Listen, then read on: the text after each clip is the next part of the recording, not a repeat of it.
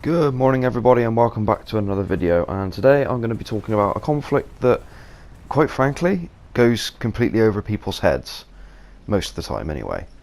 People are familiar with World War One, World War Two, Vietnam, the First Iraq War, the Second Iraq War, the war in Afghanistan, but very few people, I've heard in this community at least, think about the Korean War, which quite aptly has been dubbed the Forgotten War by a lot of people. So in this video I'm going to go over just a few basics of the Korean War, what happened, who the belligerents were, and a little bit of the build up to the war. I'm not going to go into too much detail, frankly I don't have the time, but because it is quite complicated, as with a lot of wars. The actual build up to the war is sometimes almost more interesting than the war itself. So I'm going to go over a little bit of the prelude to the war, and then the war itself, and yeah, so let's crack on. The prelude to war, 1950.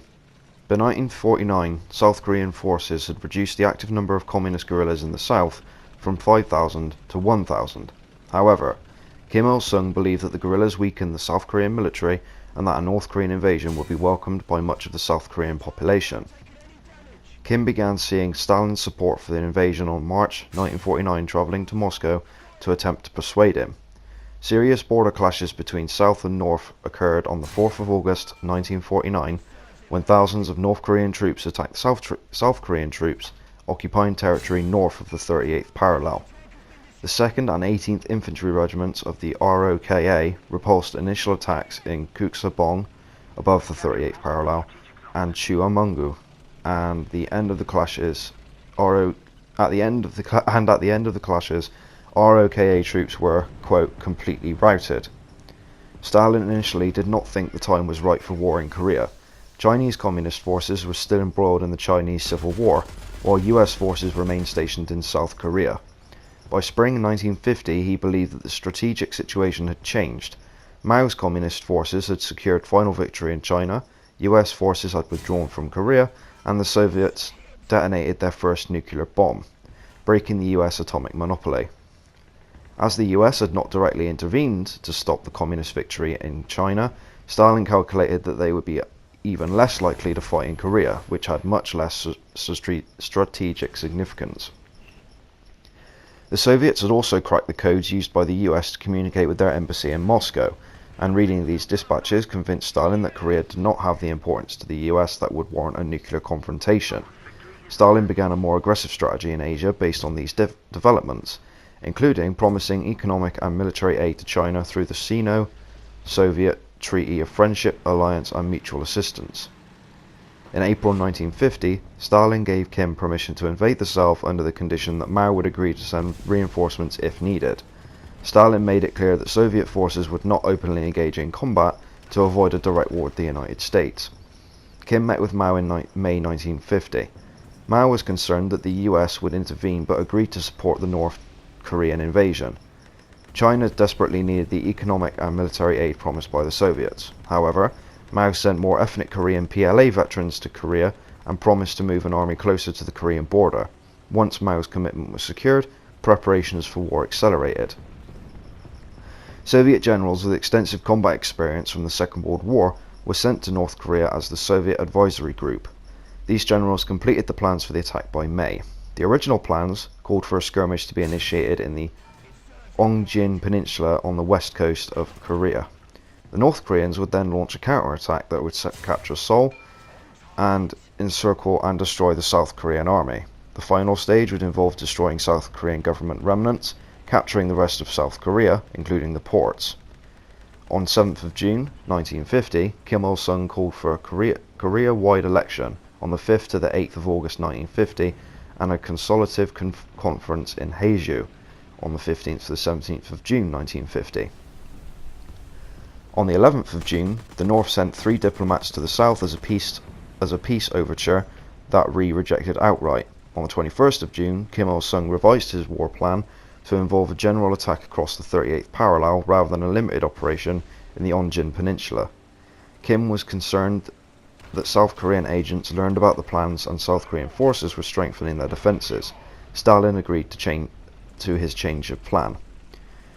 While these preparations were underway in the north, there were frequent clashes along the 38th parallel, especially at Kaesong and Onjin, many initiated by the south. The Republic of Korea Army, or the ROK Army, was being trained by the US Korea Military Advisory Group. On the eve of war, KMAG's commander, General William Lynn Roberts, voiced utmost confidence in the ROK Army and boasted that any North Korean invasion would merely provide, quote, target practice, end quote. For this part, Syngman Rhee repeatedly expressed his desire to conquer the North, including when US diplomat John Foster Dulles visited Korea on the 18th of June. Although some South Korean and US intelligence officers predicted an attack from the north, similar predictions were made before and nothing happened. The Central Intelligence Agency noted that the southward movement by the Korean People's Army, or the KPA, but assessed this as a defensive measure and concluded an invasion was, quote, unlikely, end quote. On the 23rd of June, UN observers inspected the border and did not detect that war was imminent. The conflict escalated into open warfare when North Korean forces, supported by the Soviet Union and China, moved into the south on the 25th of June 1950. The United States Security Council authorized the formation and dispatch of UN forces to Korea to repel what was recognized as a North Korean invasion. 21 countries of the United Nations eventually contributed to the UN force, with the United States providing around 90% of the military personnel. After the first 2 months of war, South Korean and US forces rapidly dispatched to Korea were on the point of defeat, forced back to the small area in the south known as the Pusan Perimeter.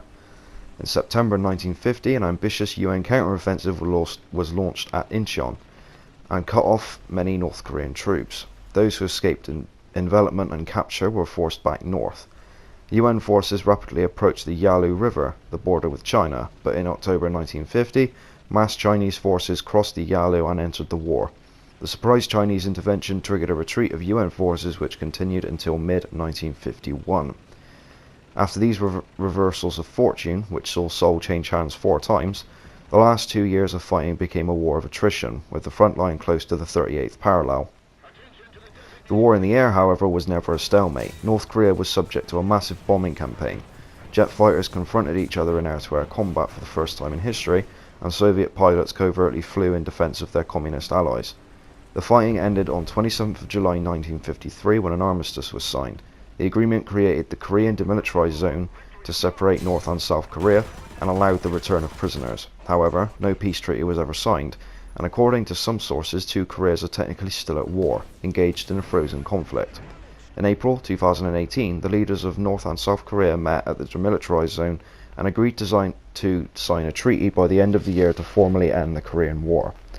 As a war undeclared by all participants, the conflict helping bring the term police action into common use, it also led to the permanent alteration of the balance of power within the United Nations, where Resolution 377, passed in 1950 to allow a bypassing of the Security Council if the body could not reach an agreement, led to the General Assembly displacing the Security Council as the primary organ of the UN. Aftermath. Post-war recovery was different in 2 Koreas. South Korea stagnated in the first post-war decade. In 1953, South Korea and the United States signed a mutual defense treaty. In 1960, the April Revolution occurred and students joined an anti-Syngman Rhee demonstration. 142 were killed by the police. In consequence, Syngman Rhee resigned and left for exile in the United States. Park Chung-hee's May 16th coup enabled social stability. In the 1960s, prostitution and related services represented 25% of South Korean GNP. From 1965 to 1973, South Korea dispatched troops to Vietnam and received $235,560,000 in allowance and military procurement from the United States. GNP increased 5-fold during the Vietnam War. South Korea industrialized and modernized. Contemporary North Korean remains underdeveloped. South Korea had one of the world's fastest growing economies from the early 1960s to the late 1990s. In 1957, South Korea had a lower per capita GDP than Ghana, and by 2010, it was ranked 13th in the world, whilst Ghana was 86th. Following extensive USAF bombing, North Korea had, quote, been virtually destroyed as an industrial society, end quote. After the armistice, Kim Il-sung requested Soviet economic and industrial assistance. In September of 1953, the Soviet government agreed to, quote, cancel or postpone repayments for all outstanding debts, end quote, and promised to grant North Korea 1 billion rubles in monetary aid, industrial equipment and consumer goods. Eastern European members of the Soviet bloc also contributed with, quote, logistical support, technical aid and medical supplies, end quote. China cancelled North Korea's war debts, provided 800 million yen, promised trade cooperation, and sent in thousands of troops to rebuild damaged infrastructure. Post-war, about 100,000 North Koreans were executed in purges. According to Rommel, forced labor and concentration camps were responsible for over 1 million deaths in North Korea from 1945 to 1987. Others have estimated 400,000 deaths in concentration camps alone. Estimates based on the most recent North Korean census suggest that 240 to 420,000 people died as a result of the 1990s North Korean famine, and that there were 600,000 to 850,000 unnatural deaths in North Korea from 1993 to 2008. A study by South Korean anthropologists of North Korean children who had defected to China found that 18-year-old males were 13 centimeters or 5 inches shorter than South Koreans their age because of malnutrition. South Korean anti-Americanism after the war was fueled by the presence and behavior of the US military personnel and US support for the authoritarian regime, a fact still evident during the country's democratic transition in the 1980s. However, anti-Americanism has declined significantly in South Korea in recent years, from 46% favorable in 2003 to 74% favorable in 2011, making South Korea one of the most pro-US countries in the world. In addition, a large number of mixed-race, quote, GI babies, end quote, offspring of US and other UN soldiers and Korean women, were filling up the country's orphanages. Because Korean traditional society places significant weight on paternal family ties, bloodlines, purity of race, children of mixed race or those without fathers are not easily accepted in South Korean society. International adoption of Korean children began in 1954. The US Immigration Act of 1952 legalized the naturalization of non-blacks and non-whites as US citizens and made possible the entry of military spouses and children from South Korea and the Korean War. With the passage of the Immigration Act of 1965, which subsequently changed US immigration policy toward non-Europeans, Koreans became one of the fastest growing Asian groups in the United States. Mao Zedong's decision to take on the United States in the Korean War was a direct attempt to confront what the Communist bloc views as the strongest anti-communist power in the world, undertaken at the time when the Chinese Communist regime was still consolidating its own power after winning the Chinese Civil War. Mao supported intervention not to save the North Korea, but because he believed that a military conflict with the United States was inevitable and that the United States, and after the United States entered the Korean War, and to appease the Soviet Union to secure military dispensation and achieve Mao's goal of making China a major world military power. Mao was equally ambitious in providing his own prestige inside the communist international community by demonstrating that his Marxist concerns were international. In his later years, Mao believed that Stalin only gained a positive opinion of him after China's entrance into the Korean War. Inside mainland China, the war improved the long-term prestige of Mao, Zhao and Peng, allowing the Chinese Communist Party to increase its legitimacy while weakening anti-communist dissent. The Chinese government have encouraged the point of view that the war was initiated by the United States and South Korea, though Comintern documents have shown that Mao sought approval from Joseph Stalin to enter the war. In Chinese media, the Chinese war effort is considered as an example of China's engaging the strongest power in the world with an under-equipped army, forcing it to retreat and fighting it to a military stalemate. These successes were contrasted with China's historical humiliations by Japan and by Western powers over the previous years, highlighting the abilities of the People's Liberation Army and the Chinese Communist Party. The significant negative long-term consequence of the war for China was that it led the United States to guarantee the safety of Chiang Kai-shek's regime in Taiwan, effectively ensuring that Taiwan would remain outside of PRC control through the present day.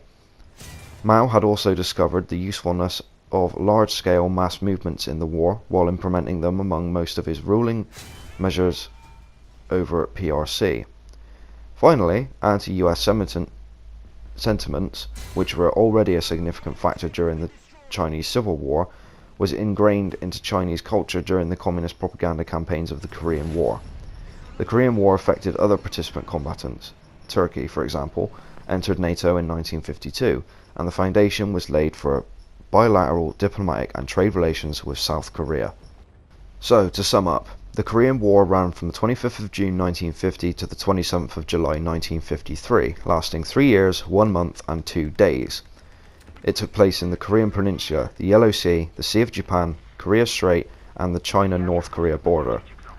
The result was a military stalemate. North Korean invasion of South Korea was repelled, the subsequent US-led United Nations invasion of North Korea was repelled, and the subsequent Chinese invasion of North Korea was repelled, as well as Korean Armistice Agreement signed in 1953, while the Korean conflict remains, on paper at least, ongoing. Territorial changes included Korean demilitarized zone being established, and North Korea gains city of Kaesong but loses a net total of 3,900 square kilometers to South Korea. The belligerents included, mostly, South Korea and North Korea, with, on the South Korean side, the United Nations, the UN, the UK, Canada, Turkey, Australia, the Philippines, New Zealand, Thailand, Ethiopia, Greece, France, Colombia, Belgium, South Africa, the Netherlands, Luxembourg, all taking part, with medical support from Denmark, Italy, West Germany, India, Israel, Norway and Sweden, and other support from Taiwan, Japan, Cuba, El Salvador and Spain.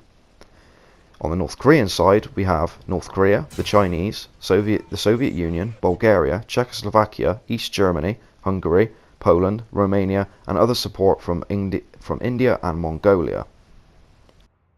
This war caused a total of 178,405 dead on the Allied side, with 32,925 missing. Total wounded, 566,432. On the North Korean side, between 398,000 and 750,000 dead and 145,000 missing. Total wounded, somewhere between 686,500 and 789,000. So, that's the Korean War.